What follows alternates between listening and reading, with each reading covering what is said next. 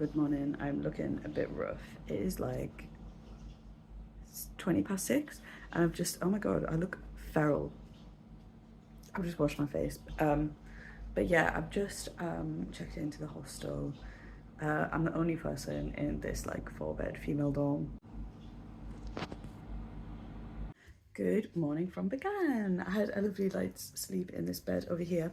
This hostel is so nice, and it's like 30,000 chats per night, which is, I'll put the exchange rate here. But yeah, there is one other person staying at this hostel, to my knowledge, so I'm going to see what they're doing. Things that most people do here are visit the temples, which I definitely will do tomorrow, maybe hire a bike and then go and see them. Today I'm just recovering from that bus journey. There was a lot of checkpoints, but no one got on the bus. I think they would sort of collect people's IDs and show them that way and then give them their IDs back. Yeah, no one checked my passport, only the bus driver at the beginning of the journey, so maybe they just like made a note of my passport number. The bus journey also was quite comfortable. I've definitely had more uncomfortable bus journeys in Southeast Asia, thinking about you, Vietnam. All in all, no complaints. When I got off the bus, there was a lot of people waiting and a few tuk-tuks and things, and usually as soon as you're a passenger on a bus and you get off, all the tuk-tuk drivers are coming up to you like, tuk, tuk, tuk, tuk, do you want a taxi, blah, blah, blah, blah. But they were just standing there kind of waiting for parcels and stuff, so I waited for people to, like, someone was like, hello, and I was like, hi, do you have a tuk-tuk? And yeah, it was 12,000 chats from the bus station, which is in Old Bagan, to this hostel over here in New Bagan. So yeah, I think I'm gonna have some breakfast, have a little chill, and then go for a walk, just see what's around here.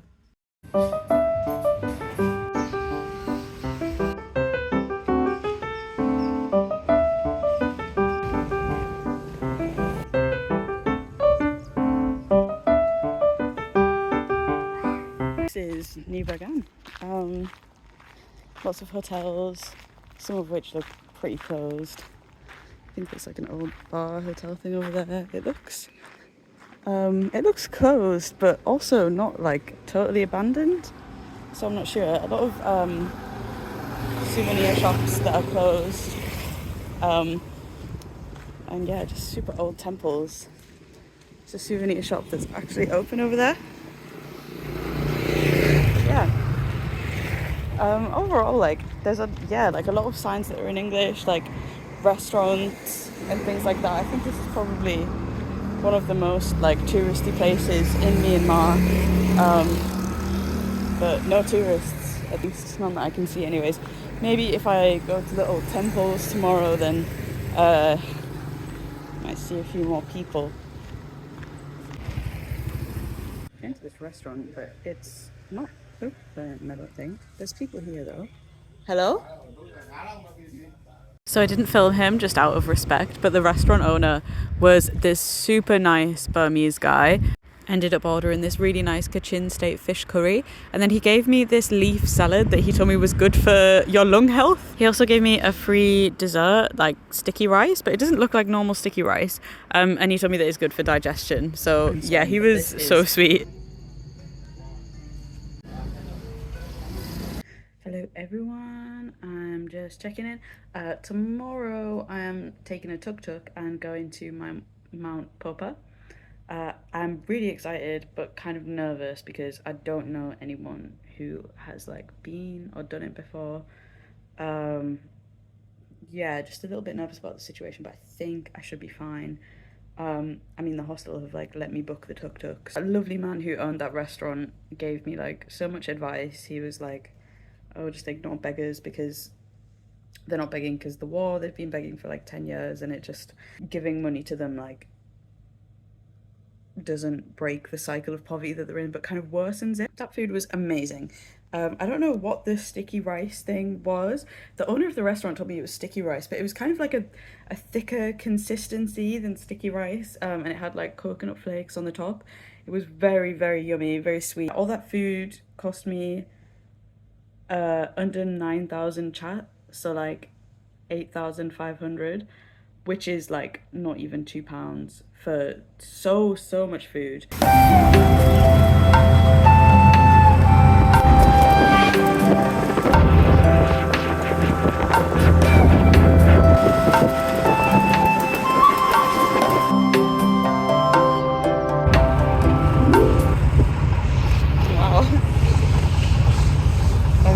bad.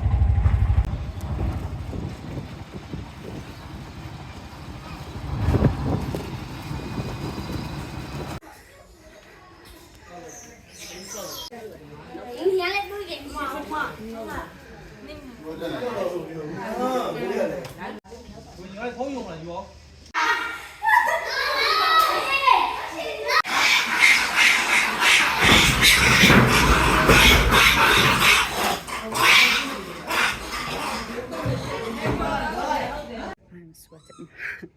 But hello from Mount Papa. My tuk-tuk driver just came hiking with, oh my god, this sweat. Can you hear the monkeys? They're terrifying. Absolutely stunning. My socks because there's monkey poo everywhere. Now we're going up to the actual monastery. Second model. I was kind of awkward recording this bit, but Mount Papa is actually free to enter. Well, it's just a donation to the monastery. Apart from that, it's free to walk up. It takes, I think there's 500 steps. It depends how fit you are. I think it takes probably on average about 20 minutes, half an hour to walk up. And then maybe like 10-15 minutes to walk back down. But it's absolutely stunning. So we stopped at like this little tree house thing. So cute. And yeah, I just went in there. I think it's all made of like bamboo. Yeah, it is. And these are like coconut trees. So sweet, but kind of scary, like on the floor in there. But yeah, this is such a cool place. I think it was maybe like a bar or something. Yeah, I tried to take those stairs down but didn't get very far. Hello from the top of this little treehouse thing. It's a really nice view behind me. The floor is again made out of bamboo, but I'm quite high up, so I'm a little bit nervous.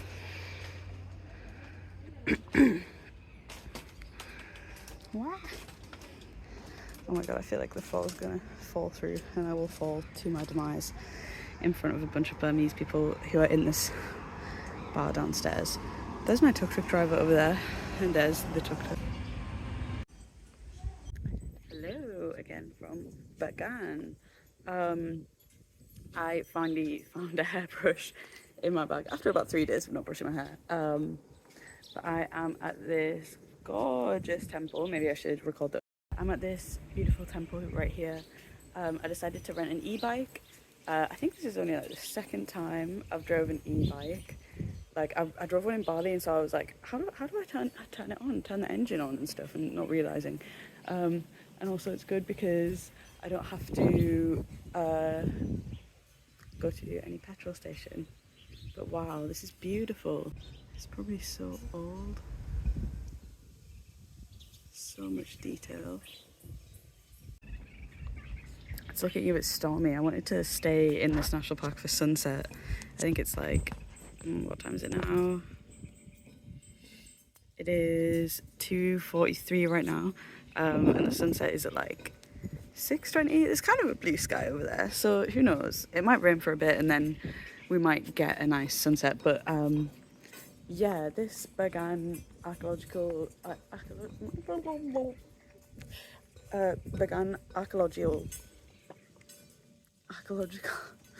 I'm struggling. Anyway, this place is filled with like hundreds of pagodas, like thousands of pagodas. It's in Old Bagan. So in Bagan you've got Old Bagan, which is where all of these pagodas that are old are, and then there's New Bagan, where they've built like all the hotels and things. I think people's homes actually used to be in Old Bagan along with all the temples, and then I think they were maybe in like the 70s or 80s or something, they just they made the park a UNESCO World Heritage Site and turned it into this kind of tourist thing, and so they moved everyone's homes out of Old Bagan into New Bagan. And yes, they got rid of all the hotels and all the houses and things that were here, so it's literally just like ground and these hundreds of beautiful old temples from, I mean, like the 11th to 13th century. So that's like they are hundreds of years old. And if you compare something like this to like Angkor Wat in Cambodia, that's kind of what it reminds. Wow, this is stunning. Sorry.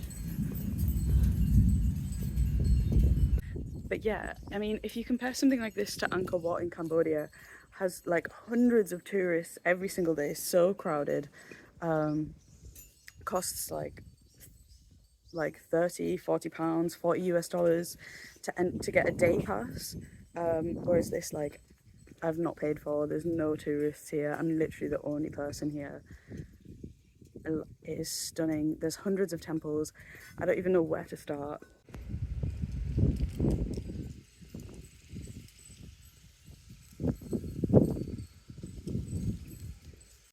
So yeah, just like Angkor Wat, but without the crowds and for free as well, which is perfect. Yeah, I kind of wish I had like a tour guide or something, because there's probably so much history behind like all of these temples, and I'm just here like, oh, pretty building, but yeah, that's what we're gonna do for the rest of the afternoon, and hopefully we'll get like a nice sunset from somewhere. But yeah. I can't find my Crocs. I'm sure I left them at the entrance, and there was like this guy with a table and chair, and he made me write down my name and nationality, but he's not here right now, so okay, update. I was being silly and left through the wrong entrance. My Crocs are here. I would be so sad if I lost them or they got stolen. There she is. This one is closed, it seems like. It's a big Buddha inside though. I don't know if you can see him. Kind of creepy. I feel like we're gonna see some snakes or something at some point, you know? This looks like a very, like, it looks like snakes would live here.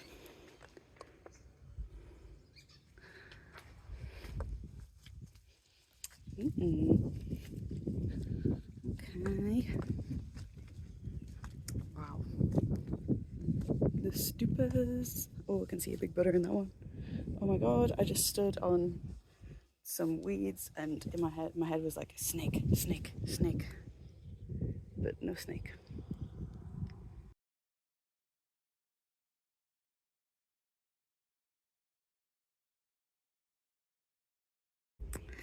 I don't know if you can see, but there is like temples just as far as the eye can see down here.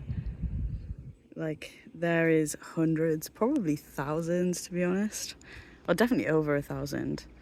I climbed up onto the wall to give you a better view. But then all you can see is this electricity pole, so amazing. They all look really well like maintained as well. Like there's some workers doing work to this one, so they're preserving them. It's such a shame that like I'm the only person here. Well, I'm saying that maybe these ones will be like busier, there'll be more people. Maybe this is like not the most famous one. I'm clued up on my history about this place, I can't lie. So yeah, maybe we'll see a few more people, but I'm kind of doubting it. But yeah, I think this is probably one of like the biggest like tourist places in Myanmar. I think definitely like when the country is fully up and running again, this place will be, there used to be like hot air balloons and things here. I think it will be like Angkor Wat level touristy. So there's this huge river near some of the temples, and you used to be able to cross. And I mean, physically you still can cross, but the civil war is so brutal on the other side that tourists aren't really allowed. Or I think maybe they're allowed, but it's really kind of not recommended to go there.